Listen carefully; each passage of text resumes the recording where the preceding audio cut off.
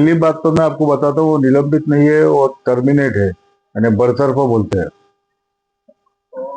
ये बात आप ध्यान में रखिए। दूसरी बात, मानहानि का दावा करने के लिए उसके पास कैरेक्टर होना चाहिए। वो बोलता है कंटेम करूंगा, तो कंटेम का जो क्लॉज है उसमें मैं बैठता ही नहीं हूँ, क्योंकि मैं खुद लॉ ग्रेजुएट हूँ, मुझे पता है डिफॉर्मेशन कैसा होता है, कंटेम कैसा होता है। तो कानून के दायरे में रहकर मैं लिखता हूँ। इसके लिए मैंने खुद चैलेंज किया है कि आप में हिम्मत है तो आप भले कंटेम करो। मालवंकर जी, ऐसी कुछ संभावनाएं, शायद ऐसी चर्चाएं हैं कि युवराज बदानी फिर से अपने पद पर बहाल होने वाले हैं, या महानगर पालिका में फिर से उनकी बहाली की चर्चाएं काफी तेज है। कौन कर रहा है चर्चा? ये चर्चा शहर कौन? शहर में चर्चा है। नहीं, शहर में चर्चा नहीं होती है, राजनीतिक दायरे में चर्चा होती है।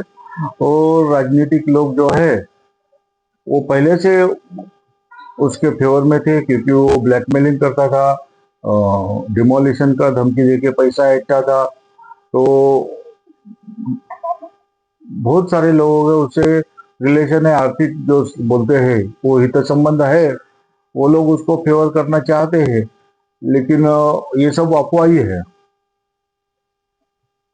क्या ऐसा मुमकिन है मालवंकर जी, जब युवराज बदानी फिर से लातूर महानगर पालिका में बहाल हो गए, ऐसी कोई आपको लगता है कि मुमकिन कोशिश? 0.1% भी मुमकिन नहीं है। और मैं दावे के साथ कहता हूँ ये कभी नहीं हो सकता है। वो वापस रीइंसिस्ट होगा कॉरपोरेशन के जरिए, वो कभी नहीं होगा। इन केस उसको हाई कोर्ट में रिलीफ मिला, उसके ऊपर जो केस है वो खारिज हो गया, तो आ सकता है। लेकिन आज के डेट में कोई मेयर बोले या कोई कॉरपोरेटर बोले या इवन आयुक्त बोले कि भाई ये रीइंसिस्ट होगा, तो वो गलत है। वो हो ही नहीं सकता, उनको कोई ऐसा अधिकार ही नहीं है। ऐसी क्या बातें हैं मालवंकर जी? यानी हमने देखा है शुरू से 2020-22 से हम लोगों ने लगातार देखा है कि आप कानूनी लड़ाई युवराज बदानी के खिलाफ लड़ते आ रहे हैं, आखिरकार क्या है? कानूनी लड़ाई लड़ने का वो गलत आदमी है, अपने शहर के लिए घातक है। जब भी उसका जो ऑफिस सील हुआ था भगवान भालेराव के कंप्लेंट के ऊपर, उस वक्त उसका कैबिन खोलने के बाद में 387 फाइल मिले, 6 उसके बोगस आइडेंटिटी कार्ड मिले, रबर स्टैम्प मिले और ब्लैंक चेक मिले।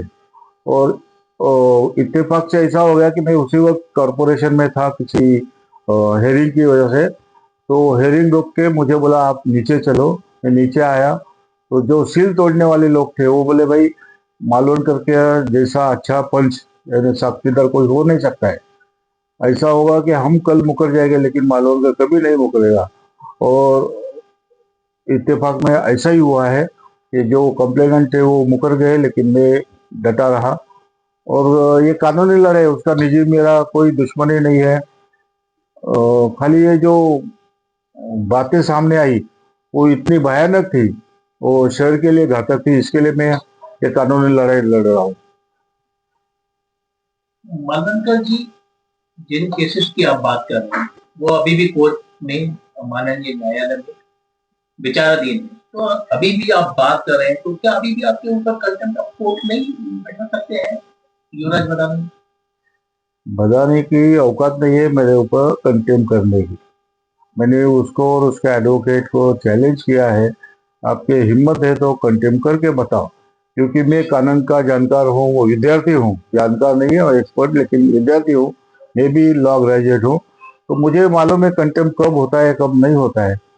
बल्कि आपको मैं और खुलासे में बताना चाहता हूँ कि बदाने ने जो प्रेस कॉन्फ्रेंस ली थी और जो दावे किए थे कि मैं रीइंसिस्ट होगा, मुझे सैलरी मिलेगी, मुझे प्रमोशन मिलेगा, वो असल में कंटेम्प्ट है।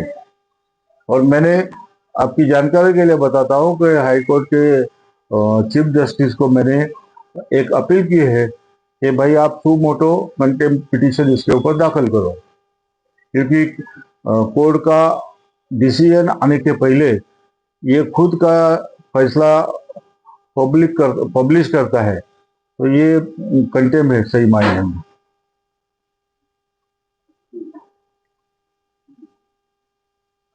मालवणकर जी, प्रेस कॉन्फ्रेंस में यही भी बातें बोली गई है कि कई सारे केसेस का निपटारा हो चुका है।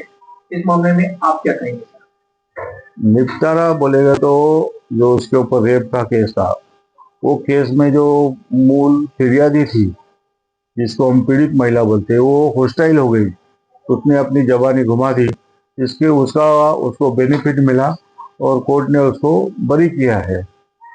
लेकिन वो गुनहगार नहीं है ऐसा मैं तो नहीं बोलूंगा।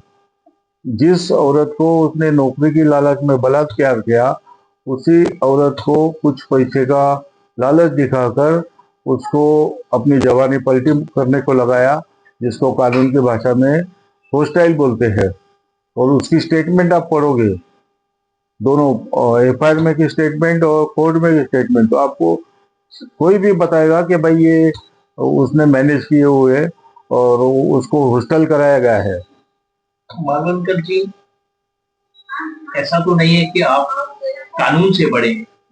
आप बोल रहे हैं कि हॉस्टल किया गया था, उसने अपना बयान कर दिया, लेकिन कोर्ट ने, न्यायालय ने बयान युवराज बनाने को बाइज्जत बरी तो किया है। ये तो सच्चाई है। नहीं, कानून से बड़ा दुनिया में कोई नहीं है और मैं तो बहुत छोटा इंसान हूँ।